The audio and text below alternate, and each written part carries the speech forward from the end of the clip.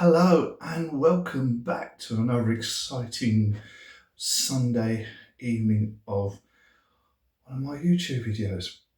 Well, there's no fancy things here. You're not going to get any fancy music or fancy graphics. Why? Because I can't do it. That's why. Um, I've been thinking about what I was going to talk about tonight, and I've got a few things, and I've done a bit of research like you do, sort of how to improve your YouTube channel, and loads of advice out there. Naturally, I'm not going to follow any of it. One, because no, I'm not going to spend hours showing you my holiday that I'm enjoying, because I'd rather be enjoying my holiday than showing you how much good my holiday is. So that's not going to happen. And you're not going to get much advice on fixing cars or the latest fix on how to get your YouTube channel in better viewing figures and all that kind of thing. And as soon as I start one of these things, lots of things happen. One, I start coughing like mad, and two, my bloody nose starts running like a goddamn bloody river. There we go. So you're not going to get any of that. None of that either. And a bit of advice perhaps, but no, nothing. So don't expect anything. So I'm really am going to improve my viewing figures by millions. Not. Don't worry about it, because it's just me sitting here chatting into my phone, and whoever wants to listen to this can. If they don't want to, they don't have to. There's plenty of other YouTube channels to go and listen to. Well, let's get to the point. Well, we know that my my YouTube channel is basically based on music, and I've explained to people over the years how I have written poems, and with the birth of AI, I was given the opportunity to convert many of my poems. As I've said before, people read them, they liked them. Some people said they might make good songs, where in reality, someone like me, snowball's chance in hell, because I have no musical talents. I can't play a guitar or play a piano or anything like that. So it's simply not going to happen. So what happens is I write one book just full of poems. I then write another book full of poems. And another book full of poems over the years. So eventually someone turns around to me and says, oh, well, I get a chance to do something with them. And I've done various things. I've joined various poetry websites and posted them there. Poetry Castle was one. That's a blast from the past. Everybody out there remember Poetry Castles? No, they're not. It was a long time ago. But really, it was full of people who like poetry, and we spent most of our time sort of patting each other on the back, trying to reach each other's poetry and say what great poets we were or are or was. And one thing I noticed, which always made me laugh, was if you wrote a happy poem, you got no comment. No one would make a comment on it. But if you wrote a poem, woe is me, I'm sad, I feel horrible, I'm depressed, I'm fed up with the world, I've lost everything. God, did the comments come in then? You're right, pal. It's a cracking poem. That felt the strength. Oh, I could feel the emotion and the anger in that one. And that was basically it, really. Write something happy, no one wanted to know. Write a genius piece of poetry, no one wanted to know. Write it, use it at your wit's end, and you're feeling sad and feeling like shite. Everybody piled in. Anyway, with comments of how brilliant that poem was and so on. Now, going back to so that, if you like to say, I sort of gradually moved on and on. I didn't really publish any more stuff online anymore, because I think, as somebody once wrote it, publishing poetry online is equivalent of making a paper boat and sailing down the Yangtze River and hoping that something might come of it, which actually made me laugh, but I think actually pretty much a fair comment. And poetry is in the eye of the beholder. You can read something and love it, you can read something and hate it. It's like art. or any song or any music, it's in the eye of the ears or the eyes that read or hear that particular song or poem. Um, Now, I was thinking about talking more about AI, wasn't I? And I'll talk a bit more about how I progressed into AI. But it was interesting during the week on the BBC. In fact, it's still there now. There's this female who's on Spotify and has had millions and millions and millions of whatever they call downloads or listening tos and everything. But apparently, she doesn't exist. And some dubious pictures on various sort of social media platforms. And obviously, naturally, people are getting a bit like, who is she? Who's this imposter coming up with all this music? And someone's very smartly pointed out, and it's quite easy that, excuse me, that the something like they've released, what was it, something like 45 odd tunes or something in a matter of weeks, which any decent artist, professional singer would struggle to do.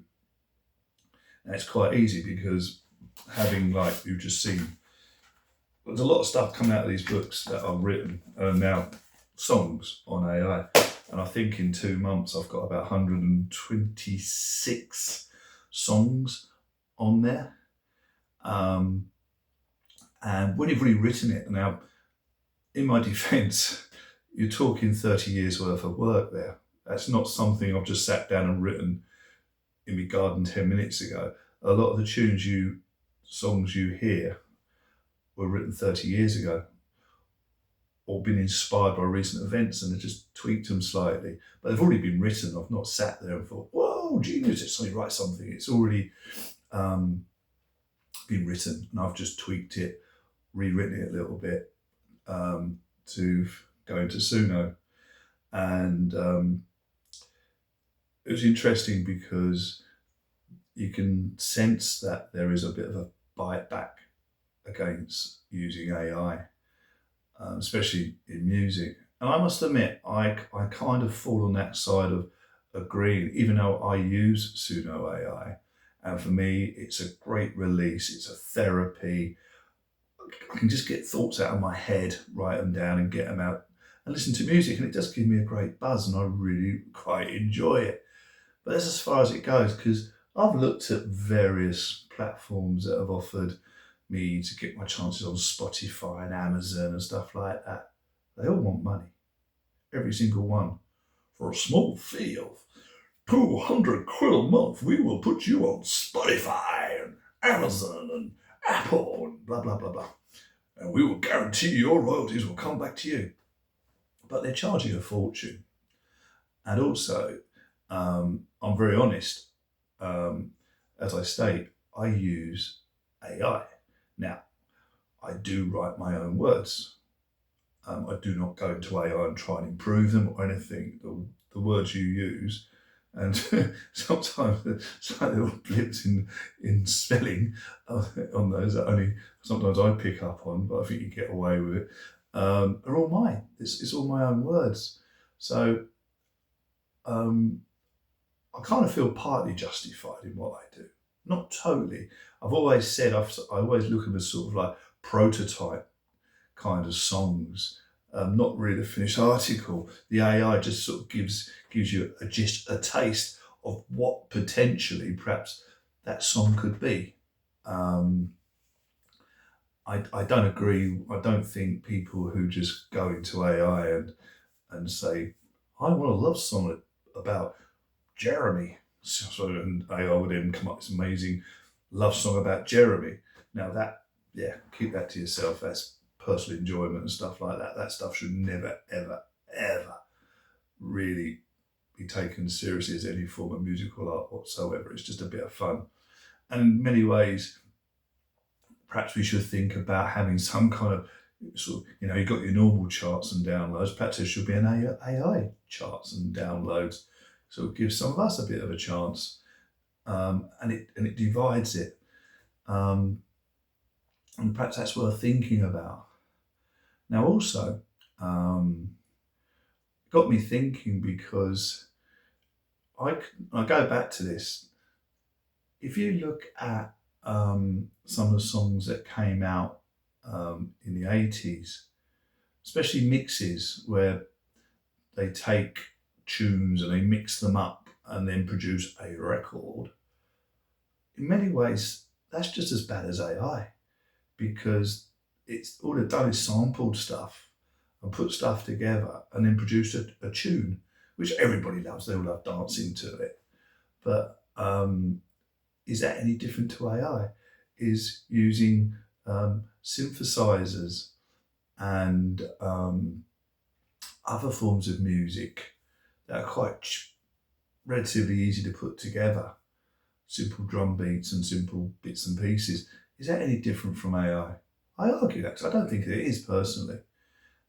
And if anybody sits and watches producers in recording studios, it seems to me, I mean, what I've seen, they seem to sort of sing a line and don't take that bit, and sing something, don't take that bit, and then they sort of join it all together. I mean, I'm sure there are artists who go into recording studios and sing from one end to the other of the song, and that gets recorded. But I remember once Chris Moyles once said on his radio show that, I don't know if you could tell, but he could tell whether a song had been recorded in one lump, from start to finish, or had it been edited and sung in sections. And I'd be interested to know how that works.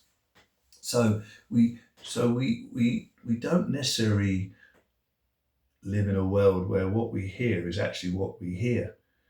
It's been duplicated, or it's been not duplicated, it's been fiddled with electronically and adjusted in some ways. I mean, how many times, I know it, you listen to a band on an LP or record, you buy a ticket, you go watch and listen to them play live, and they're bloody awful. They couldn't sing their way out the paper bag. Yet when you go back to the record, they're pitch perfect. And instrumentation, fantastic. When you see them live, they couldn't play a guitar if you whacked it over their head and told them how to play it.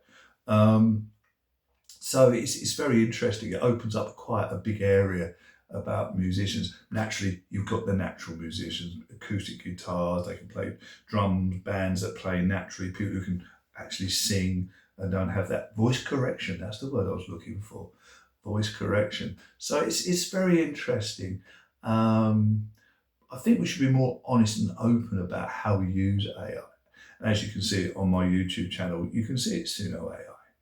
Now, some people might think that I've actually gone the whole 100 yards and it's all AI. Like I said before, no. I research the genres. I can research a tune. If I like a particular sound, a singer or a band, I can actually go in and check and find out how to create that sound. There's a thing in Suno AI called prompts. And I can research the prompts. And that works in two ways. You either can go into great detail with the prompts from, saying R&B, 80s, how many beats per minute, male vocals, and how that you want that to end and finish. It's quite detailed, actually, how you can just write prompts in, or you can just simply say, I want this tune to sound like a classic 80s discotheque, and it will just produce it. And obviously you've got the dial bars which you can move up and down to sort of up to 100% like it, or 50, 60% depending how you want it. So there's a little bit of work involved in doing so. But I really do enjoy it. I think we are right. I think we should be very wary of AI, but it opens up a whole box of horrors, because then we have to question not just AI and how people are using AI to produce music and songs. Then perhaps we should question how the industry as a whole produces songs and records that we listen to. I think now there's several different charts. Forgive me, I'm getting on a little bit, but I think there's a chart, and a sort of like a club chart, isn't there, and stuff like that. I'm a bit behind the times now, but I seem to remember that there are slightly different charts for different genres or different types of music, which is probably not a bad idea. Hence my idea, perhaps we should have an AI music chart, So it stops this kind of little bit of vendetta, perhaps a little bit of jealousy out there and fear. Again, I'm with it all the way. I understand how people are scared or don't like AI music. Again, let me just, danger of completely repeating myself over and over and over and over again, that I do agree that what I do is AI. I think it has a good sense, a purpose. It helps. It's a form of therapy. It helps me.